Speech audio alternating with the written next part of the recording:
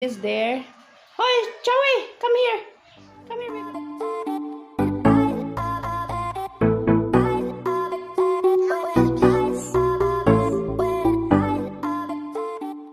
Hello, lobbies, we're here, and my killy.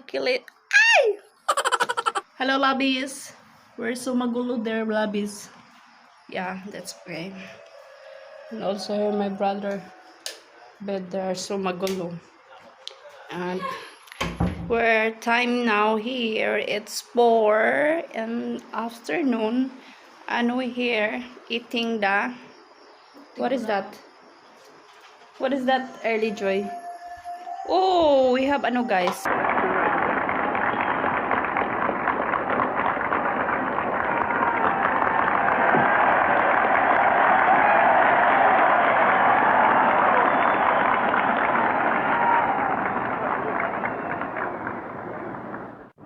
Vice President Johnson, Mr. Speaker, Mr. Chief Justice, President Eisenhower, Vice President Nixon, President Truman, Reverend clergy, fellow citizens.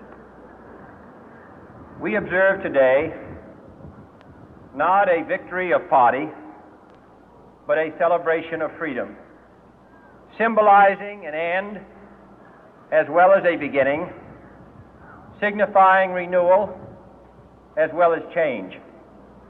For I have sworn before you and Almighty God the same solemn oath our forebears prescribed nearly a century and 3/4 ago. The world is very different now, for man holds in his mortal hands the power to abolish all forms of human poverty and all forms of human life. And yet the same revolutionary beliefs for which our forebears fought are still at issue around the globe. The belief that the rights of man come not from the generosity of the state, but from the hand of God. We dare not forget today that we are the heirs of that first revolution. Let the word go forth from this time and place to friend and foe alike that the torch has been passed to a new generation of Americans born in this century, tempered by war, disciplined by a hard and bitter peace, proud of our ancient heritage, and unwilling to witness or permit the slow undoing of those human rights to which this nation has always been committed and to which we are committed today at home and around the world.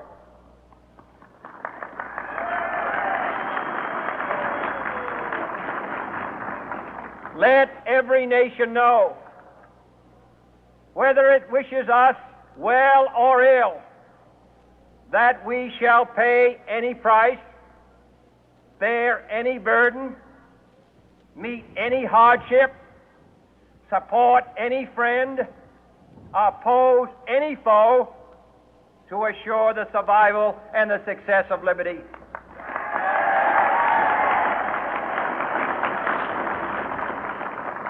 This much we pledge and more.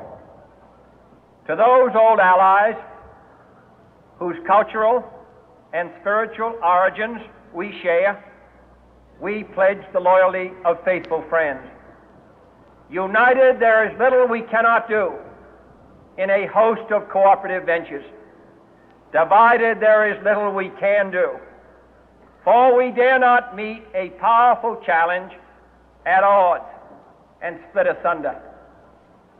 To those new states whom we welcome to the ranks of the free, we pledge our word that one form of colonial control shall not have passed away, merely to be replaced by a far more iron tyranny. We shall not always expect to find them supporting our view, but we shall always hope to find them strongly supporting their own freedom, and to remember that in the past, those who foolishly sought power by riding the back of the tiger ended up inside.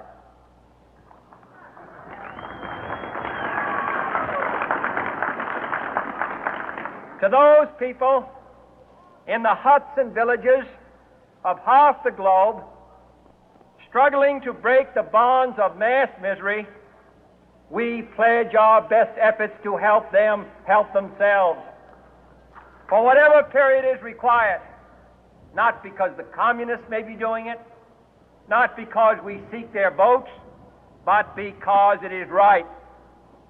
If a free society cannot help the many who are poor, it cannot save the few who are rich.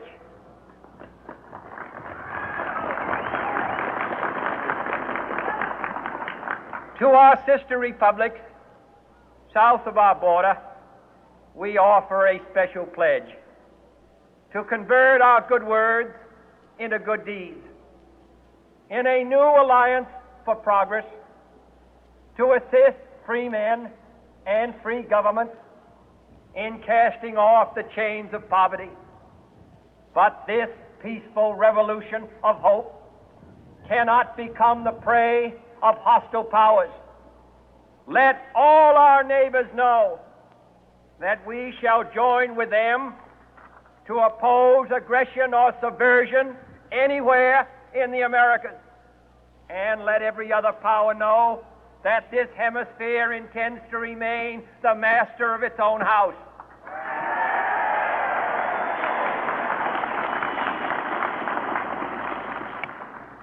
To that World Assembly of Sovereign States, the United Nations, our last best hope, in an age where the instruments of war have far outpaced the instruments of peace, we renew our pledge of support to prevent it from becoming merely a forum for invective, to strengthen its shield of the new and the weak, and to enlarge the area in which its writ may run. Finally, to those nations who would make themselves our adversary, we offer not a pledge, but a request that both sides begin anew the quest for peace.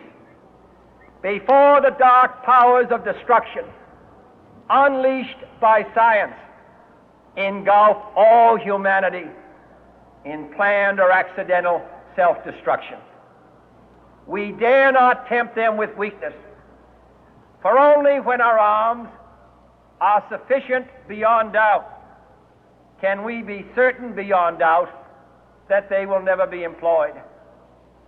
But neither can two great and powerful groups of nations take comfort from our present course, both sides overburdened by the cost of modern weapons, both rightly alarmed by the steady spread of the deadly atom, yet both racing to alter that uncertain balance of terror that stays the hand of mankind's final war. So let us begin anew, remembering on both sides that civility is not a sign of weakness, and sincerity is always subject to proof. Let us never negotiate out of fear, but let us never fear to negotiate.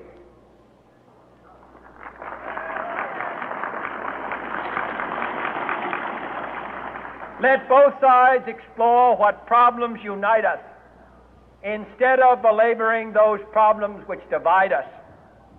Let both sides, for the first time, formulate serious and precise proposals for the inspection and control of arms, and bring the absolute power to destroy other nations under the absolute control of all nations.